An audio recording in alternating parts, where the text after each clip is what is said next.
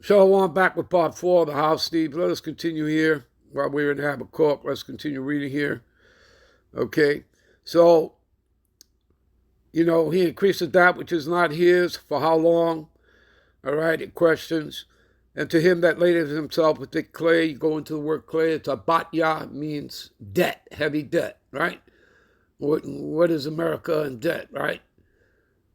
What, 300 and change $1 trillion in debt and all that? Yeah. Okay. Verse 7. Shall they not rise up suddenly, who? The other nations, and bite them back? Yeah.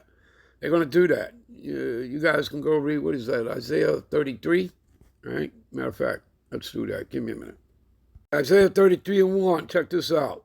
Woe, which means destruction, disaster, to thee that spoilest, right? Which means to be robbed, right? As they've been, how Steve cometh but to steal, kill, destroy, rape, rob, commit murders, genocide, all right? Stealing the wealth, lands, resources that don't belong to them, okay? Enslaving the people, putting in a central bank, okay, for the bankers, all right? Those are the people in charge, the bankers, okay? It's not Netanyahu, okay? It's not Israel. They're no different than your presidents or other prime ministers around the world or world leaders. They all work for the bankers, okay? So woe to thee that spoileth, and thou was not spoiled, and dealtest treacherously, and they dealt not treacherously with thee. The other nations didn't deal treacherously. And again, America has no diplomacy. It's either you do what we tell you to do, or we'll blow you back to the Stone Age. All right. So, when thou shalt cease to spoil, thou shalt be spoiled, meaning robbed.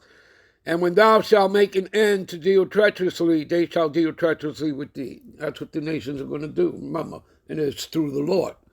On the Lord's time, through his will.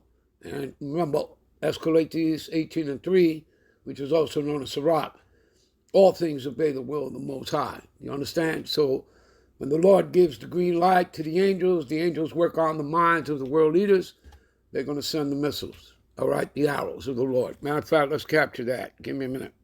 Now, remember, I tell you, there's another thief, right? The other thief meaning the ICBMs, the arrows of the Lord, right?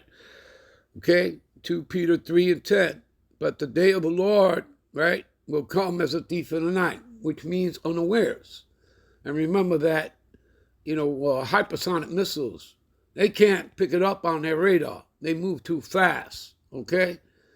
And they zigzag. They can't be knocked down. There's no defense for them, okay? You understand that? And by the way, Iran has plenty of those, as well as Russia and China, okay? I would say they have no limits to them, to the hypersonics, okay? And America, like anybody else, they have no answer for that, all right?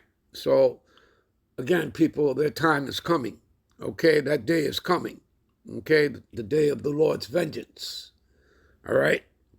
So, after he cometh, right, he will come, right? He's come, he's done his stuff. And again, look, there's more here. Give me a minute. All right, this is Zechariah 5. This is to close out, people. What does it say here? And I will bring forth, saith the Lord Yahweh, the hosts of armies, that's what hosts mean, and it shall enter into the house of the thief, what? The ICBMs, as well as what? The chariots of the Lord, what they call UFOs, UAPs, into the house of the thief, you see?